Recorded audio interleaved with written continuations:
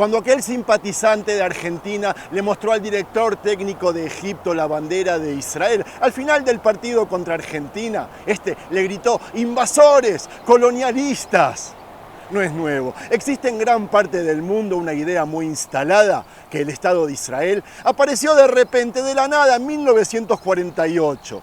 Que fue un regalo o una indemnización de las Naciones Unidas por el holocausto que sufrió el pueblo judío en tierras que se le quitaron a los árabes que habitaban aquí.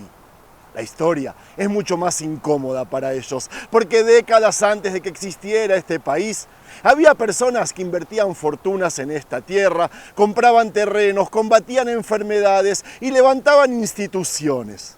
Todo eso ocurría cuando esto era soberanía del Imperio Otomano. Entonces aparece una pregunta inevitable. Si alguien está comprando tierras legalmente y construyendo hospitales 40 años antes de que nazca un país, ¿cómo encaja eso con la narrativa de Hassan y de muchos que la siguen repitiendo hoy en día?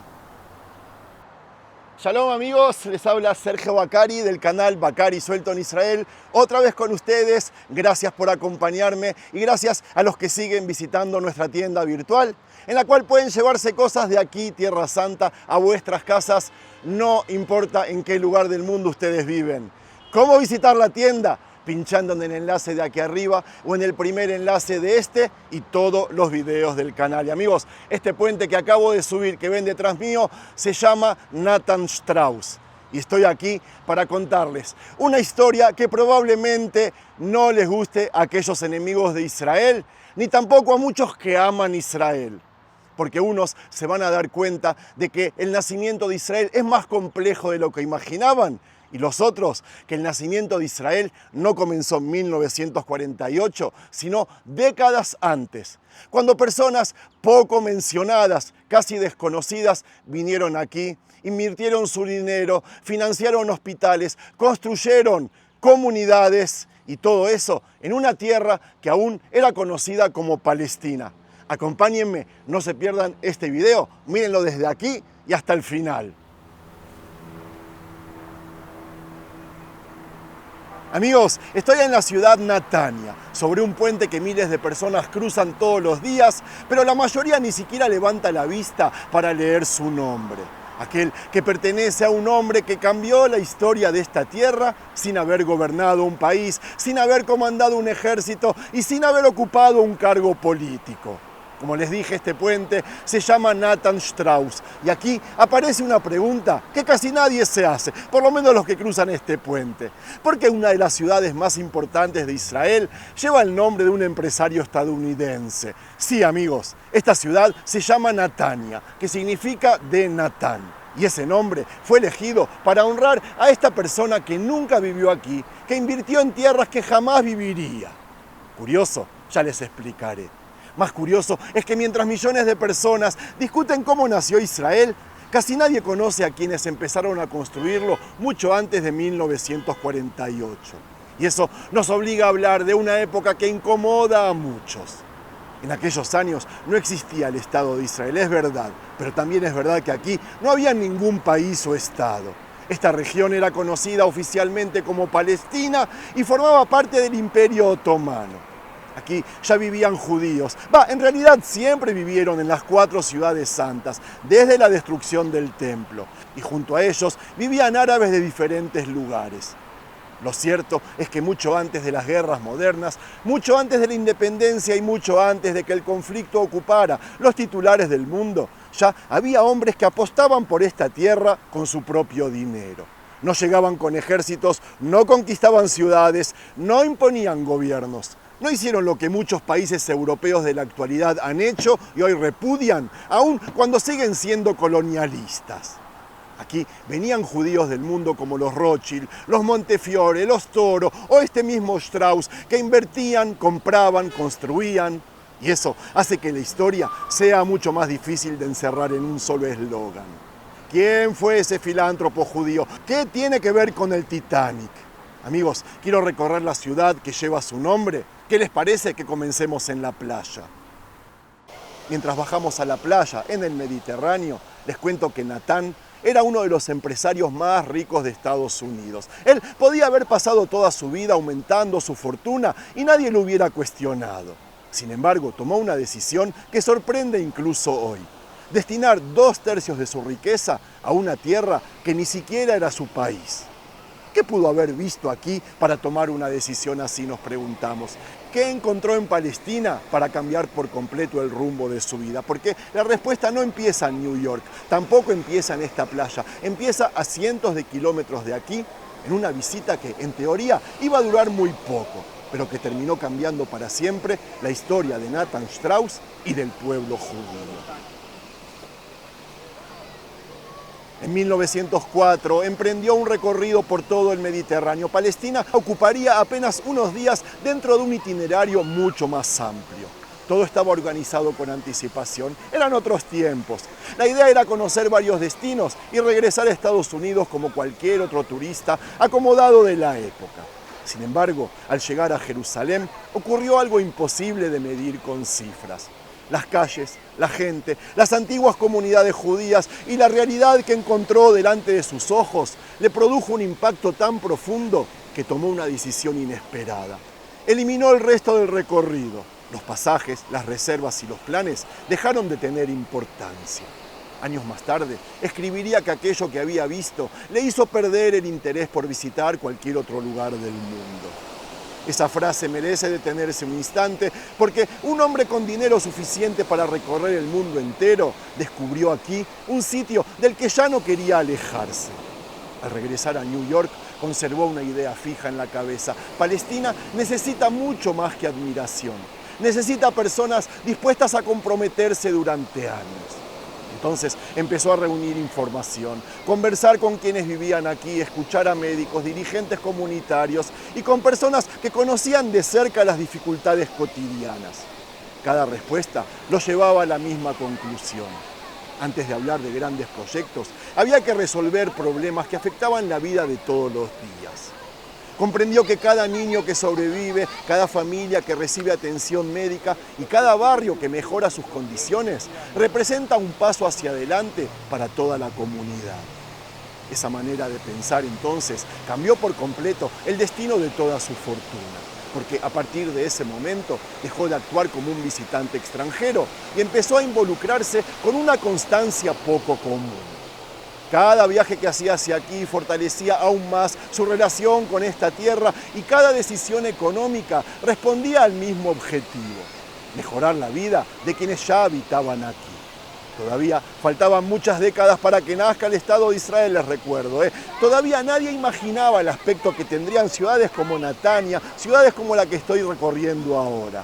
Pero una parte del futuro comenzaba a construirse en silencio, mucho antes de las declaraciones políticas, mucho antes de las fronteras, mucho antes de las guerras que terminarían ocupando la atención del mundo. El siguiente paso ya no consistía en recorrer Palestina, consistiría en transformarla. Y de aquí quiero llevarlos a la Plaza de la Independencia, un lugar más que adecuado en el centro de Natania, para seguir contando qué fue lo que hizo prácticamente hablando.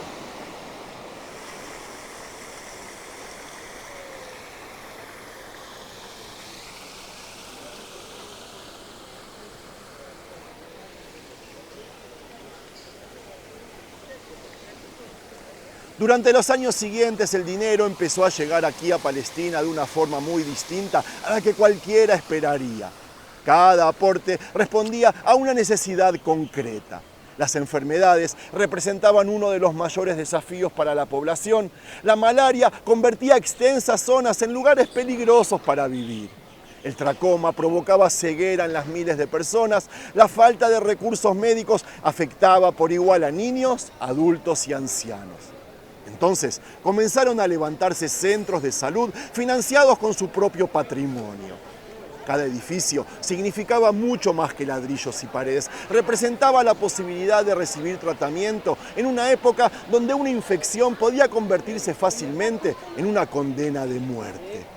La ayuda también llegaba a las familias más humildes de Jerusalén, Hebrón, Tiberias, Rishon LeZion. Los comedores sociales ofrecían alimentos todos los días a cientos de personas que apenas lograban sobrevivir. Al mismo tiempo, impulsó programas para distribuir leche pasteurizada entre los niños más pobres. Y amigos, estoy hablando no solo para judíos, Vuelvo a decir, no solo para judíos. Algo que hoy puede parecer un detalle menor, pero que hace más de un siglo todo eso significaba reducir la mortalidad infantil y ofrecer una oportunidad de crecer con mejores condiciones. Su compromiso seguía aumentando. Presten atención, destinó $250,000 para construir un moderno centro de salud en Jerusalén. La cifra resulta extraordinaria para aquella época. Cualquier persona de su edad habría dejado la supervisión en manos de otros, ¿verdad? Pero él tomaría otra decisión. Cruzó nuevamente el océano con 79 años para colocar personalmente la primera piedra del edificio, un edificio que aún existe. Ese gesto resume toda una manera de entender la filantropía. Cada proyecto llevaba consigo una idea muy clara. El progreso de una sociedad depende de la salud de quienes la forman. Al inaugurar aquel centro, dejó grabada una frase en hebreo, árabe e inglés, que decía: para beneficio de todos los habitantes de esta tierra. Esas palabras permanecen allí hasta el día de hoy. En 1912 vino otra vez a Palestina acompañado de su hermano Isidor. Ambos recorrieron la zona durante varios días y al terminar la visita surgió un asunto que demoró el regreso de Natán. Isidor decidió regresar de todas maneras a Estados Unidos. Ellos tenían 2 pasajes para embarcarse cuanto antes. El barco elegido se llamaba Titanic. Y con eso les digo todo. La tragedia cambió para siempre la historia de la familia Strauss. Mientras el mundo recuerda aquel naufragio por sus cientos de víctimas y los pocos sobrevivientes, muy pocos saben que uno de los hombres que murió aquella noche había compartido ese viaje por Palestina apenas unos días antes y que otro había sobrevivido por el hecho de no haberse subido al barco. Natán permaneció aquí continuando su dedicación los años siguientes a la misma causa. Su fortuna ya tenía un destino definitivo, a la que se le sumó a partir de ahora la de su hermano Isidor. Increíble, ¿verdad? Quédense conmigo. Vamos a ver la zona moderna de esta ciudad para concluir el video. Levanten la vista. Miren lo que se levantó aquí, donde todo era pantanos y desolación. Hoy, amigos, caminamos por una ciudad que está llena de vida. Playas, hoteles, edificios, comercios y miles de familias que hacen su rutina sin detenerse a pensar por qué esta ciudad se la llama Natania. Ese nombre no apareció por casualidad. Los fundadores de la ciudad quisieron rendir homenaje a un hombre que había demostrado mucho antes del nacimiento de Israel que las convicciones también pueden cambiar la historia cuando van acompañadas de acciones. Por eso eligieron recordar su nombre para siempre. Resulta curioso. Existen conquistadores que dieron su nombre a ciudades después de ganar batallas. Existen gobernantes que levantaron monumentos para perpetuar su propia memoria. Pero en este caso ocurre algo completamente diferente. Aquí se recuerda a un hombre que decidió utilizar su patrimonio para mejorar la vida de personas ajenas a las que nunca llegaría a conocer. Ese detalle explica por qué esta historia sigue siendo tan actual y quería que la conozcan. Con frecuencia, amigos, escuchamos hablar del nacimiento de Israel como si todo hubiera comenzado de un día para otro, ¿verdad? La realidad que les acabo de demostrar fue mucho más extensa, porque durante décadas hubo personas que dedicaron recursos, tiempo y esfuerzo a fortalecer las comunidades judías establecidas aquí en Palestina. Sí, habían ya comunidades judías. Cada escuela, cada barrio, cada hospital y cada iniciativa social fueron preparando el terreno para el futuro. La independencia en 1948, como ven, no apareció de la nada. Fue el resultado de un proceso construido durante muchos años por miles de personas, muchas de ellas completamente desconocidas para el gran público. Nathan Strauss ocupa un lugar especial dentro de ese grupo, como vemos. Su historia demuestra que una fortuna puede desaparecer en pocas generaciones o convertirse en una huella capaz de atravesar un siglo entero. Hoy casi nadie recuerda cuánto dinero llegó a tener. En cambio, millones de personas conocen su nombre en nombre de esta ciudad. Ese probablemente sea el mejor legado que podría haber dejado. Que cada vez que alguien dice Natania, aunque no lo sepa, está recordando a un hombre que dedicó a apostar por esta tierra cuando hacerlo parecía una causa perdida. Y tal vez esa sea la gran lección de esta historia. Que las naciones no se construyen solamente con declaraciones, discursos o ejércitos, también se construyen gracias a personas que entienden que el futuro empieza mucho antes de que el mundo se dé cuenta. Shabbat Shalom.